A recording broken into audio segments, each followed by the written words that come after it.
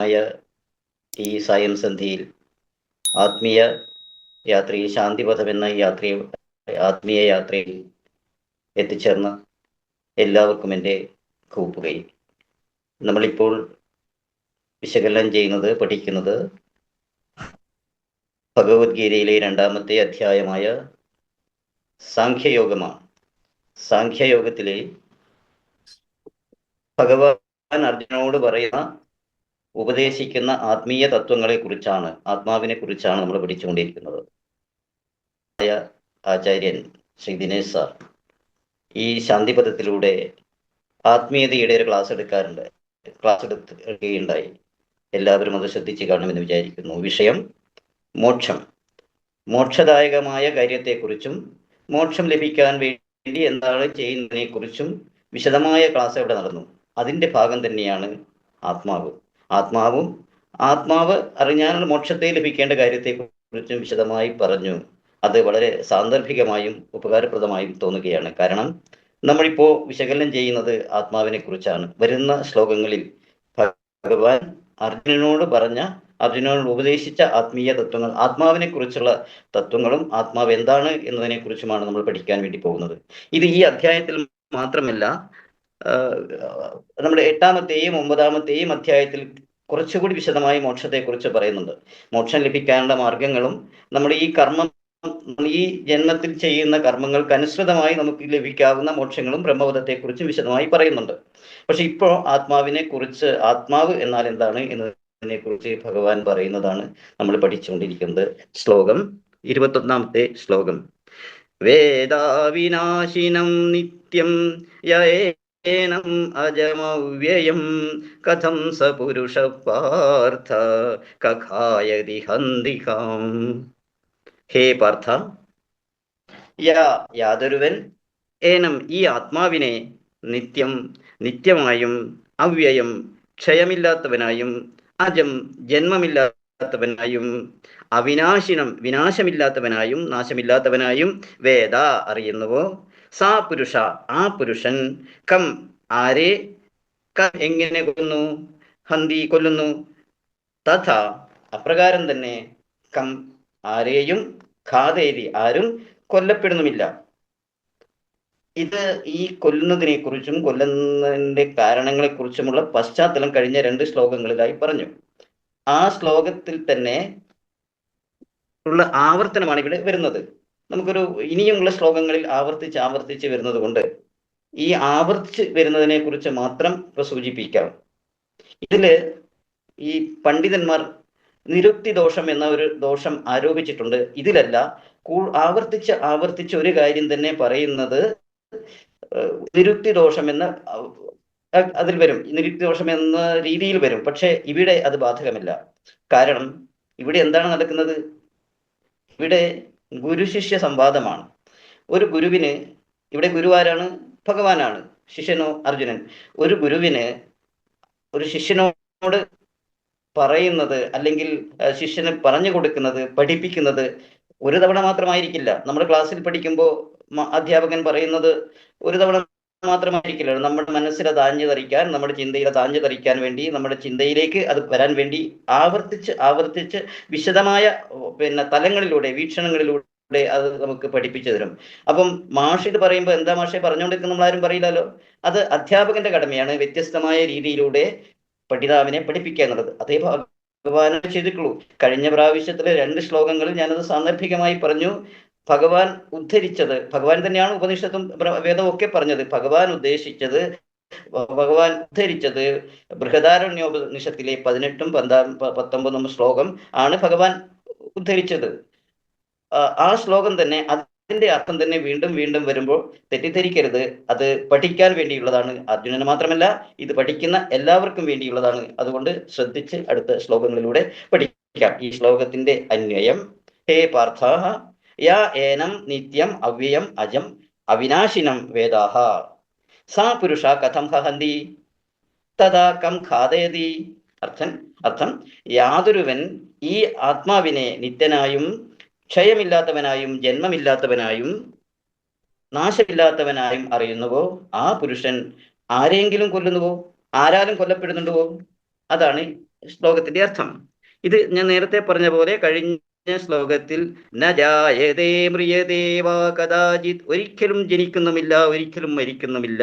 ന്യായം ഭൂത്വാ ഭവിതാവന ഭൂയ, ഒരിക്കലും ജനിക്കുന്നതും ഒരിക്കലും നിലനിൽക്കുന്നുമില്ല. അജോ നിത്യം ശാശ്വതോയം പുരാണം, ഞാൻ അജനാണ്, അജോ നിത്യം ശാശ്വതനാണ്, എന്നും നിലനിൽക്കുന്നവനാണ്, പുരാണനാണ്, പണ്ടേയുള്ളതാണ്. നഹന്യതേ ഹന്യമാനേ ശരീരേ, അത് ബൃഹദാരണ്യോപനിഷത്തിലെ ശ്ലോകത്തിന് കുറച്ചുകൂടി മാറ്റം വരുത്തി ഭഗവാൻ തന്നെ പറഞ്ഞ കാര്യമാണ്. അത് തന്നെയാണ് ഇപ്പോൾ ആവർത്തിക്കുന്നത്. ആത്മാവിന്റെ തത്വം പാർത്ഥന്റെ മനസ്സിൽ, നിങ്ങളുടെ മനസ്സിൽ, നേരത്തെ പറഞ്ഞതുപോലെ നിങ്ങളുടെ മനസ്സിൽ ഊട്ടിയുറപ്പിക്കാൻ വേണ്ടി ഭഗവാൻ ഇത് ആവർത്തിച്ച് പറയുകയാണ്. ജ്ഞാനേശ്വരി ഭാഷ്യത്തിൽ അതിന് മനോഹരമായ ഒരു ഉദാഹരണം കൊടുത്തിട്ടുണ്ട്. ഒരു പാത്രത്തിൽ, മൺകുടത്തിൽ നമ്മൾ അതിന്റെ നിഴല് കാണുന്നു. ആ നിഴല് ഇല്ലാതാവാൻ, പാത്രം മൺകുടം ഉടച്ചാൽ നിഴൽ ഇല്ലാതാവുമില്ലല്ലോ. ആ നിഴൽ ഏത് വസ്തുവിനെയാണോ പ്രതിഫലിക്കുന്നത് അതേ വസ്തു അവിടെ നിലനിൽക്കും. അതുപോലെ നമ്മുടെ ശരീരം നശിച്ചാലും അതിന് ഏതാണോ കാരണമായിട്ടുള്ളത് അത് അവിടെ നിലനിൽക്കും.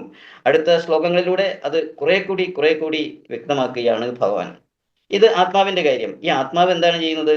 വാസാംസി ജീർണാനി യഥാ വിഹായ നവാനി ഗൃഹ്ണാനി നരോപരാണി തഥാ ശരീരാണി വിഹായ ജീർണ അന്യാദി സംയാദി നവാനി ദേഹി.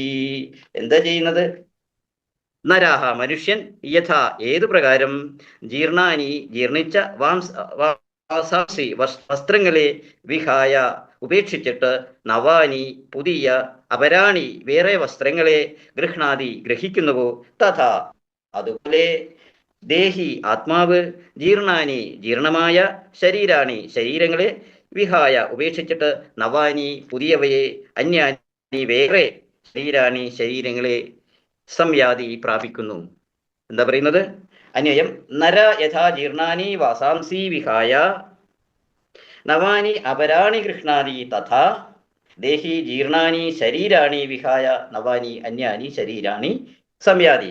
എന്താ സംഭവിക്കുന്നത്? നരൻ ജീർണാനി, ജീർണമായ വസ്തുക്കളെ, വാസാംസി, വസ്ത്രങ്ങളെ, ജീർണമായ വസ്ത്രങ്ങളെ ഉപേക്ഷിച്ചിട്ട്, പുതിയ, നവാനി, പുതിയ വസ്ത്രങ്ങളെ, അപരാണി, വേറെ വസ്ത്രങ്ങളെ, പുതിയതായി നമ്മൾ ജീർണിച്ചാൽ പുതിയത് വാങ്ങുമല്ലോ, അതേപോലെ പുതിയ വസ്ത്രങ്ങളെ ഗൃഹ്ണാദി, വാങ്ങിക്കുന്നുവോ, അതുപോലെ തഥാ ദേഹി, ആത്മാവ്, ജീർണാനി, ജീർണങ്ങളായ, ശരീരാണി, ശരീരങ്ങളെ, വിഹായ, ഉപേക്ഷിച്ചിട്ട്, നവാനി, പുതിയതായ, അന്യാനി, വേറെ ശരീരാണി, ശരീരങ്ങളെ, സംയാതി, സ്വീകരിക്കുന്നു.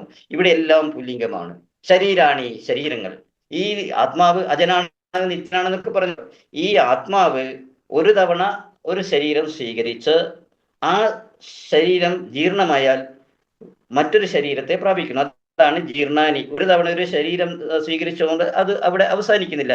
അതാണ് ജീർണാനി. നമ്മൾ പുതിയ വസ്ത്രങ്ങളെ, നമ്മുടെ വസ്ത്രങ്ങൾ പഴയതായാൽ പുതിയ വസ്ത്രങ്ങളെ സ്വീകരിക്കുന്നത് പോലെ നമ്മുടെ ശരീരം ജീർണമായാൽ ആ ജീർണമായ വസ്ത്രങ്ങളെ, ശരീരത്തെ ഉപേക്ഷിച്ച് ദേഹി മറ്റൊരു ശരീരത്തെ സ്വീകരിക്കുന്നു. അപ്പം ആരാണ് സ്വീകരിക്കുന്നത്? നമ്മുടെ ധാരണ എന്താണ്? നമ്മുടെ ശരീരത്തിലെ ആത്മാവ്. ആ ശരീരം ഉണ്ടാകുമ്പോൾ കുടികൊള്ളുന്നതാണ് ആത്മാവ് എന്നതാണ് നമ്മുടെ സങ്കല്പം. പക്ഷെ അതല്ല.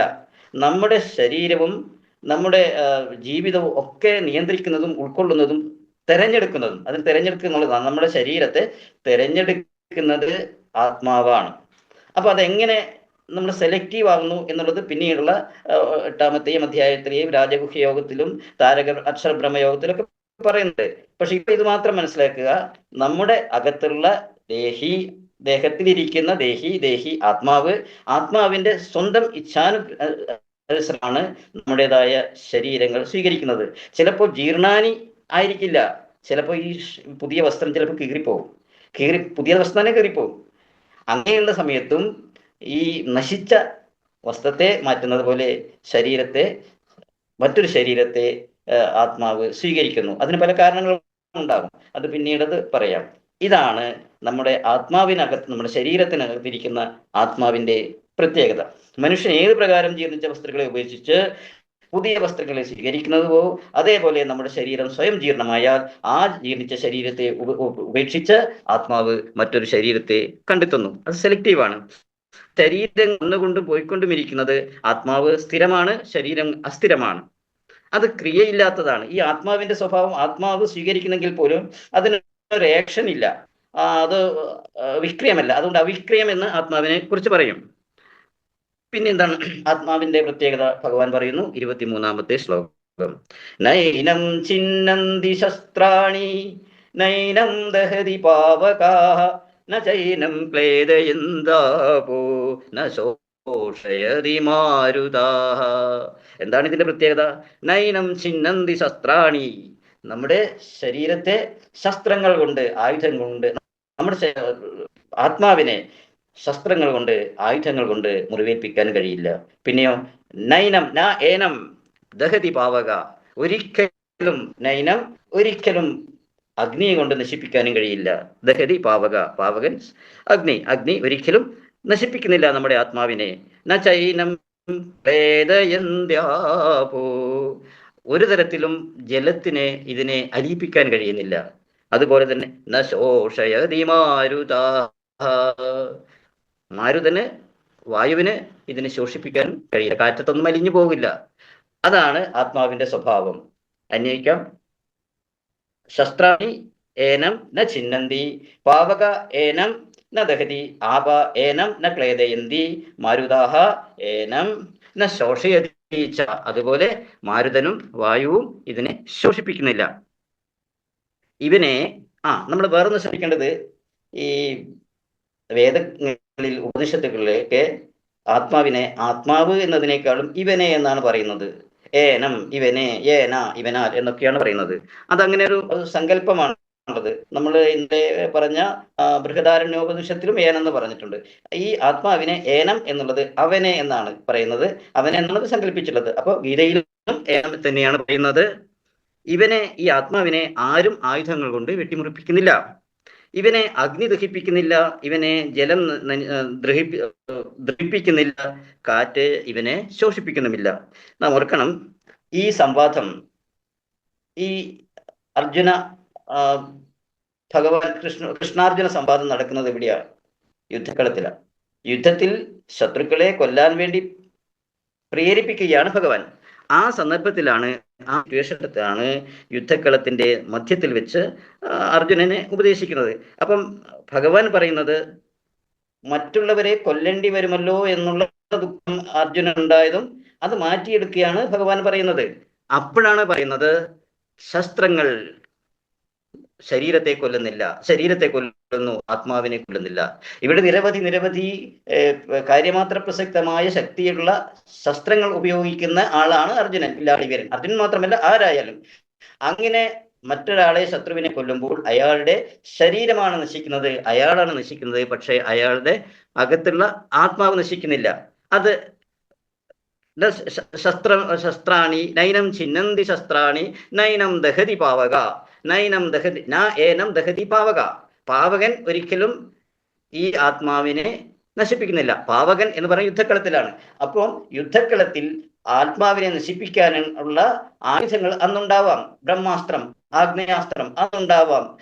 ഒരു വിക്കിപീഡിയയിൽ ഇതിലൊരു വ്യാഖ്യാനം കണ്ടിട്ടുണ്ട്, Brahmastram is equal to atom bomb. ഇന്നത്തെ ആറ്റം ബോംബ് ആയിരിക്കണം എല്ലാവരെയും നശിപ്പിക്കാൻ ശക്തിയുള്ള അതിശക്തമായ ആറ്റം ബോംബ് ആയിരിക്കണമെന്ന് ബ്രഹ്മാസ്ത്രം എന്ന് പറഞ്ഞിട്ടുള്ളത്.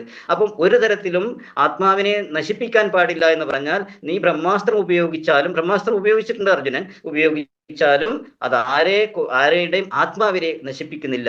നൈനം ദഹതി പാവക ന ചെയ്തു ക്ലേദയന്ത്യാപോ. നീ വരുണാസ്ത്രം ഉപയോഗിച്ചാൽ, സാധാരണ ഉപയോഗിക്കുന്ന ജലം ഉപയോഗിച്ചുള്ള അസ്ത്രം, നമ്മുടെ നാട്ടിൽ ഇപ്പോൾ ഉള്ള ജലപീരങ്കി എന്ന് വിചാരിച്ചാൽ മതി. അങ്ങനെയുള്ള ആയുധങ്ങൾ ഉപയോഗിച്ചാലും ശരീരത്തെ നശിപ്പിക്കാം, പക്ഷേ ആളിനെ നശിപ്പിക്കാൻ കഴിയില്ല, ശത്രുവിനെ നശിപ്പിക്കാൻ കഴിയില്ല. അതുപോലെ കാറ്റ്, വളരെ ഘോരമായ കാറ്റ് ഉണ്ടാകുന്ന ആയുധങ്ങളൊക്കെ ഉണ്ടായിട്ടുണ്ട്. അപ്പം അത് ഉപയോഗിച്ചാലും, അങ്ങനെ ഉപയോഗിച്ചാലും നമ്മുടെ ശരീരത്തെ നശിപ്പിക്കാൻ കഴിയും, പക്ഷേ ആത്മാവിനെ നശിപ്പിക്കാൻ കഴിയുന്നില്ല. അച്ഛേദ്യോയം അദാഹ്യോയം അക്ലേദ്യോ ഹശേഷ നിത്യ സർവഗതസ്ഥാണു അചലോയം സനാതന. വീണ്ടും വീണ്ടും ഇത് തന്നെ ആവർത്തിക്കുകയാണ്. അതാണ് ഞാൻ ആദ്യം തന്നെ സൂചിപ്പിച്ചത്. ഭഗവാൻ ഇത് റിപ്പീറ്റ് ചെയ്തുകൊണ്ടേയിരിക്കുന്നുണ്ട്. അത് അർജുനനെ കൂടുതൽ കൂടുതൽ ഉത്തേജിതനാക്കാനും ഇതിന്റെ ശരിയായ വശം ഒന്നുകൂടി ഹൃദയത്തിലേക്ക് ആഴ്ന്ന് ഇറങ്ങാനും വേണ്ടി പറഞ്ഞുകൊണ്ടിരിക്കുന്നത്. അപ്പം ഇതിനെക്കുറിച്ച് വ്യാഖ്യാനിക്കുമ്പോൾ നേരത്തെയുള്ളത് തന്നെയാണോ എന്നുള്ള സംശയം വേണ്ട. ഭഗവാൻ പറയുന്നത് ഇത് കൂടുതൽ നമ്മുടെ മനസ്സിലേക്ക് ആഴ്ന്നിറങ്ങാൻ വേണ്ടിയിട്ടുള്ളതാണ്. ആത്മാവിനെ കുറിച്ച് പറയുന്നത് ആത്മാവ് എന്താണ് എന്ന് നമുക്ക് മനസ്സിലാക്കാൻ വേണ്ടിയാണ്. അടുത്ത ശ്ലോകവും ഏതാണ്ട് സമാന സ്വഭാവമുള്ളതാണ്. നോക്കാം. അച്ഛേദ്യോയം അദാഹ്യോയം അക്ലേദ്യോയം അശോഷ്യമേവ ച നിത്യ സർവഗതസ്ഥാണു അജലോയം സനാതനഃ. എന്താണ്? അയം ഇവൻ, ഈ ആത്മാവ്, അച്ഛേദ്യ ഛേദിക്കപ്പെടാൻ പറ്റാത്തവനാണ്. അയം ഇവൻ, അദാഹ്യ അവനെ ദഹിപ്പിക്കാനും പറ്റാത്തവനാണ്. അക്ലേദ്യ ഇവനെ ലയിപ്പിക്കാൻ പറ്റാത്തവനാണ്. അശോഷ്യായവച ശോഷിപ്പിക്കപ്പെടാനും പറ്റാത്തവനാണ്. അയം ഈ ആത്മാവ് നിത്യാഹ നാശമില്ലാത്തവനാണ്. ത്രികാലത്തിലുമുള്ളവരാണ്. നിത്യാഹ ഈ കാലത്തിൽ മാത്രമല്ല, ഇവൻ മുമ്പും ഉണ്ടായിട്ടുണ്ട്, ഇപ്പോഴുണ്ട്, ഇനിയും ഉണ്ടായിക്കൊണ്ടിരിക്കും. അപ്പൊ ത്രികാലത്തിൽ ഉണ്ടായിരിക്കുന്നവനാണ്. സ്ഥാണു സ്ഥിര സ്വഭാവമുള്ളതാണ്. അത് കാലഘട്ടത്തിനനുസരിച്ച് രൂപാന്തരം പ്രാപിക്കുന്നതല്ല. അതിന് രൂപം സ്പർശന പ്രത്യേകത ഇല്ലെങ്കിൽ പോലും അത് സ്ഥിരമാണ്, അത് അചലമാണ്, അത് ചലിപ്പിക്കാനും നമുക്ക് കഴിയില്ല. അത് സനാതനമാണ്, അനാദിയാണ്, എന്നെന്നും നിലനിൽക്കുന്നതാണ്. അപ്പൊ നമ്മൾ ഈ പഠിക്കുന്ന വിഷയം ആത്മാവാണ്, അത് സനാതനമാണ് എന്ന് പറയുന്നത് ഈ സനാതന സത്യത്തെയാണ് നമ്മൾ പഠിക്കുന്നത്. സനാതന ധർമ്മമാണ് ഹിന്ദുധർമ്മം. ഈ സനാതന സത്യമാണ് പറയുന്നത്. ഈ സനാതനമായത് എന്താണ്? ആത്മാവ്. ആത്മാവിനെ കുറിച്ച് പഠിക്കുന്നതാണ് ശരിയായി പറഞ്ഞാൽ സനാതന ധർമ്മം, സനാതന ശാസ്ത്രം. നമ്മുടെ ഈ ശ്ലോകത്തിന്റെ അന്വയം: അയം അച്ഛേദ്യ അയം അദാഹ്യ അക്ലേദ്യ അശോഷ്യ ഏവച അയം നിത്യ സർവഗത സ്ഥാണു അജലം സനാതന. എന്താണ്? ഇവൻ, ഈ ആത്മാവ് ഛേദിക്കപ്പെടാൻ പറ്റാത്തതാണ്. ഇവൻ ദഹിപ്പിക്കപ്പെടാൻ പറ്റാത്തതാണ്. അയം ജലത്തിൽ അലിയിപ്പിക്കാൻ പറ്റാത്തതും വായുവിനെ കൊണ്ട് ശോഷിപ്പിക്കാൻ പറ്റാത്തതുമാണ്. ഇവൻ സ്ഥിര സ്വഭാവമുള്ളതാണ്, ചലിക്കാൻ പറ്റാത്തവനാണ്, ആദിയും അന്തവും ഇല്ലാത്തവനാണ്. ഇവനാണ് ശരിയായ സനാതനൻ. അത്രയുമല്ല, ആത്മാവിന്റെ പ്രത്യേകതകൾ വീണ്ടും വീണ്ടും ഭഗവാൻ പറയുകയാണ് മറ്റൊരു തരത്തിൽ. എന്തൊക്കെയാണ് ആത്മാവിന്റെ പ്രത്യേകതകൾ എന്ന് നമുക്ക് അടുത്ത ശ്ലോകത്തിലൂടെ കാണാം. ഇപ്പോൾ ഇവിടെ നിർത്തുന്നു. നന്ദി, നന്ദി, നന്ദി.